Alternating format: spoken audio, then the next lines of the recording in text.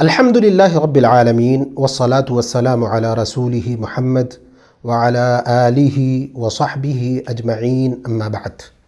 صحیحین بخاری اور مسلم کی روایت ہے، آپ صلی اللہ علیہ وسلم کے بارے میں صحابی رسول بیان کرتے ہیں، ما عاب رسول اللہ صلی اللہ علیہ وسلم طعاما قط ان اشتہاہ اکلہ وان کریہہ ترکہ۔ مختصر روایت ہے کہ آپ صلی اللہ علیہ وسلم نے کھانے میں کبھی عیب نہیں نکالا۔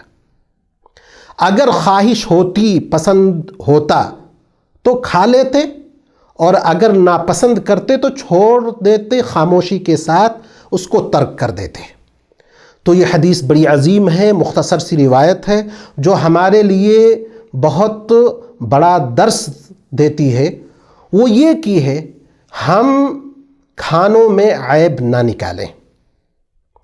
اب آئیے دیکھتے ہیں کہ اس میں ہمارا طریقہ کار کیا ہوگا۔ پہلی بات یہ کہ اگر کھانا ایسا ہے جو ہمیں بالکل ناپسند ہے، یا ہم جس معاشرے میں رہتے ہیں اس معاشرے میں وہ نہیں کھایا جاتا ہے، تو ایک انسان منع کر سکتا ہے، کہہ سکتا ہے کہ یہ ہم اس کے عادی نہیں ہیں، ہم اس کو کھاتے نہیں ہیں۔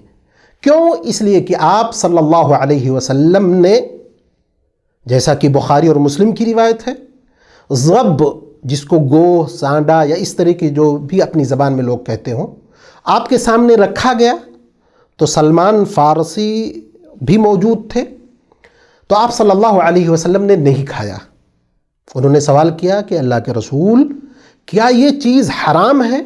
آپ صلی اللہ علیہ وسلم نے کہا کہ حرام نہیں ہے، لیکن ہمارے علاقے میں یہ چیز نہیں کھائی جاتی ہے تو ہم اس کے عادی نہیں ہیں، انی اعافہ، ہم اس سے بچتے ہیں، میں اس سے بچتا ہوں، کیونکہ یہ جانور جو ہے نجد کے علاقے میں پایا جاتا تھا، حجاز میں نہیں پایا جاتا تھا۔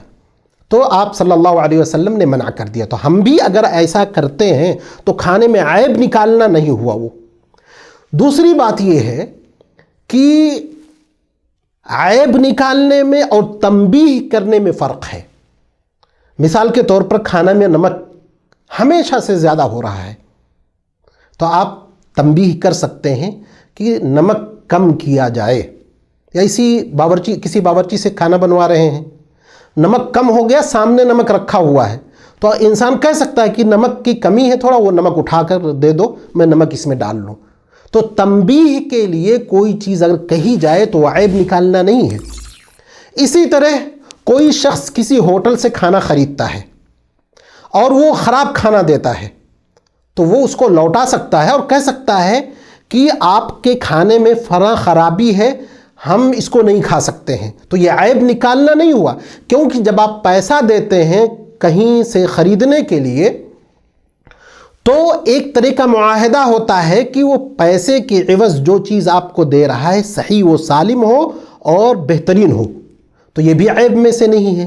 لیکن اگر کوئی شخص آپ کو، مثال کے طور پر ہمارے والدین ہیں، والد کما کے لاتے ہیں، والدہ پکاتی ہیں، ہمارے سامنے کھانا آیا، ہر وقت ناک منہ بسورنا، یہ کھانا مجھے پسند نہیں ہے، یہ ایسا ہے ویسا ہے، اس طرح کی چیز کو عیب کہا جاتا ہے۔ بیوی بنا کر کے لائی تو کچھ نہ کچھ کمی نکال دیے، پہلے سے والدہ کے ہاتھ کا کھا کر آ رہے ہیں، بیوی اس طرح نہ بنا سکی تو اس پر عیب نکالنا کہ تم اس طرح نہیں بنا سکتے اور تم ابھی تک نہیں سیکھ سکے، اس طرح کی چیزیں اختیار کرنا یہ شرعاً معیوب ہے۔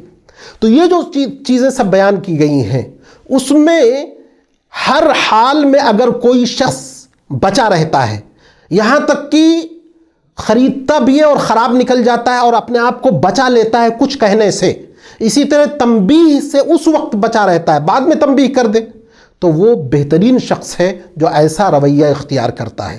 تو ہم کو بھی الحمدللہ اللہ رب العزت والجلال نے ہمارے لیے اتنی وسعت کر دی ہے کہ ہمارے لیے انواع و اقسام کے کھانے موجود رہتے ہیں۔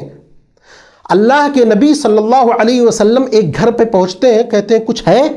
انہوں نے سرکہ پیش کیا۔ آپ صلی اللہ علیہ وسلم نے کیا فرمایا؟ نعم الادام، کتنا بہترین سالن ہے سرکہ۔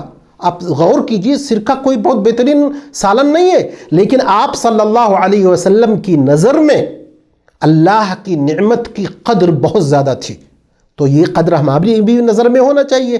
آج جو نعمتیں ہم کو ملی ہیں، ہو سکتا ہے کل ہم کو یہ نعمتیں نہ ملیں، اور جب شکر گزاری رہے گی تو رب العزت والجلال ہم کو نعمتوں سے نوازے گا اور اچھی اچھی چیزوں سے نوازے گا۔ یہ چند باتیں تھیں اس حدیث میں۔ رب العزت والجلال سے دعا ہے کہ اللہ ہمیں عیب جوئی سے بچائے، ہر طرح کی عیب اور کھانے میں کسی طرح کی کمی نکالنے سے بچائے، آمین۔ وآخر دعوانا الحمد للہ رب العالمین۔